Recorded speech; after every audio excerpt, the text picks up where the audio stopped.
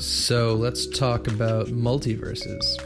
The concept of parallel universes is as old as human storytelling. I mean, when you think about it, what are stories but tellings of fantastical worlds beyond our own, often wondrous far-off places? In fact, the idea is so rooted in our perception of our own universe that the theory of a parallel dimension dates as far back as ancient Greece. But the multiverse as we know it didn't really become popularized as a mainstream concept until the 1950s, when quantum physicist Erwin Schrodinger did a bunch of math stuff, which looks like this, by the way. Good luck deciphering that shit, because I couldn't even begin to tell you what I'm looking at. And he realized that his math didn't really line up with what he observed when studying really small things. A center for ants!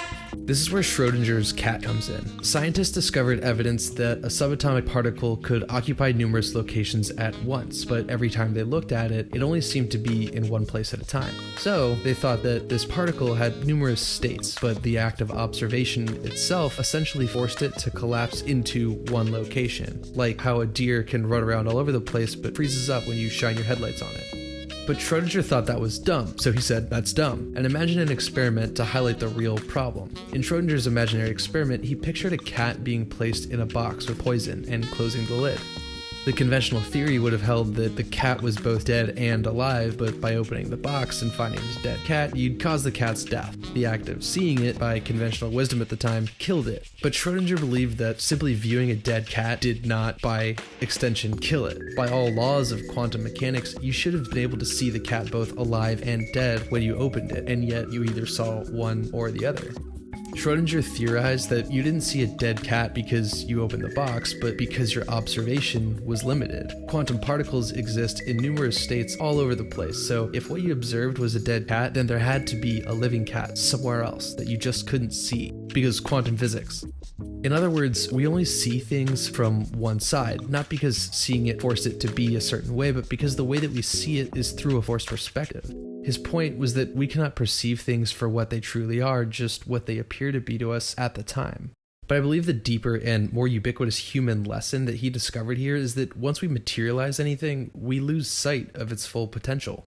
Enter the multiverse, or parallel universes theory. The multiverse was and is the simplest explanation to this paradox. If a cat is both dead and alive, but all we see is a dead cat, then there has to be another universe where a living cat emerged from the box. In 1961, a man named Gardner Fox encounters this same paradox. In the decades prior to the superhero revolution, the hero known as the Flash ran around with a metal helmet with wings on it, but when Fox reinvented the Flash for the Silver Age of comics as a younger man with a red one piece, fans wrote to him asking what happened to the other Flash they knew and that they loved. He couldn't simply say, "Forget him, he's dead, but this Flash is alive," so he utilized Schrodinger's notion of parallel worlds in a narrative called Flashpoint to explain why the Flash wasn't the same anymore. By using the multiverse, he was able to show that the Flash could be multiple people in alternate realities. He could be both the old Flash and the new Flash.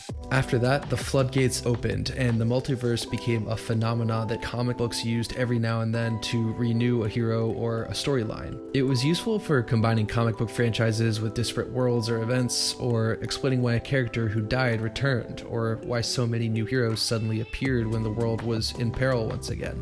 Want to make a big change? Need to broaden your world? Need to resurrect somebody? Need to combine two new superhero stories? Multiverse.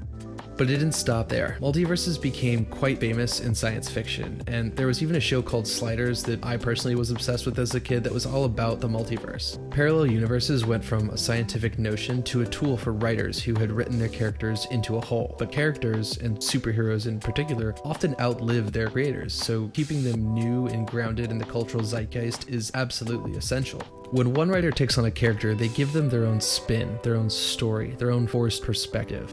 But that side or that perspective of a character only has so many miles left in the tank before it runs out of gas, and after they've been handed over to writer after writer, generation after generation, the hero eventually runs out of things to do or places to go. They've defeated their villains and they've overcome their personal challenges, but fans still want to see their favorite hero brought back for one more adventure. For that reason, the multiverse can be a valid narrative device when it's needed. But lately we've been seeing a lot more multiverses popping up in all kinds of franchises, and many of those stories still have potential, but studios opt for the soft reboot instead, citing the multiverse as really an excuse.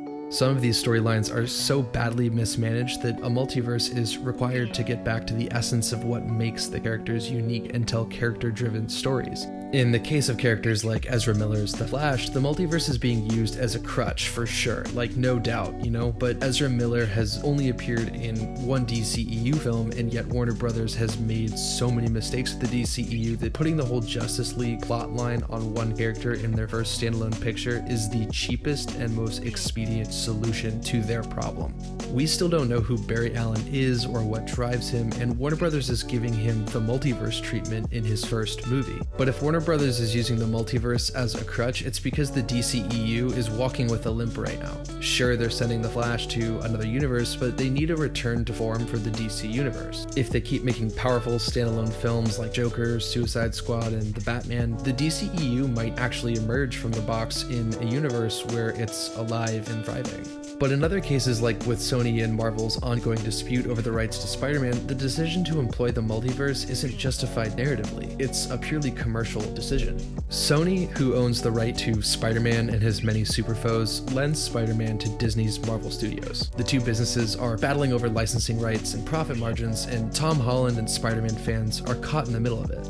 Sony wants Spider-Man back because he's their lifeline, and Disney wants Spider-Man because he's one of the MCU's youngest legacy Avengers at a time when the rest of the cast is starting to age out and retire. Robert Downey Jr. and Chris Evans have left the scene. Chadwick Boseman died tragically young, and any hope of Scarlett Johansson reprising her role as Black Widow died with her lawsuit against Disney over her compensation. Spider-Man is currently a Sony and Marvel hero, but both studios see him differently through their own forced perspectives. And Spider-Man doesn't just belong to Sony and Disney, he belongs to the fans. He means a lot to a lot of different people for a lot of different reasons.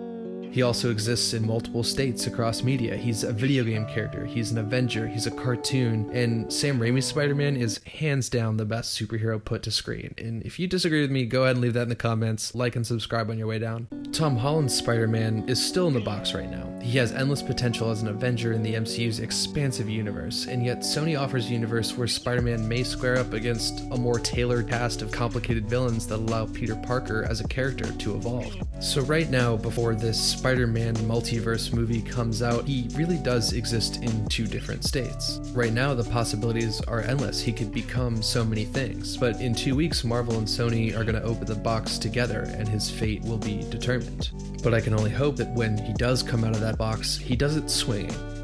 Because if I've learned anything from Schrodinger, it's that once a thing has materialized, we lose sight of its full potential.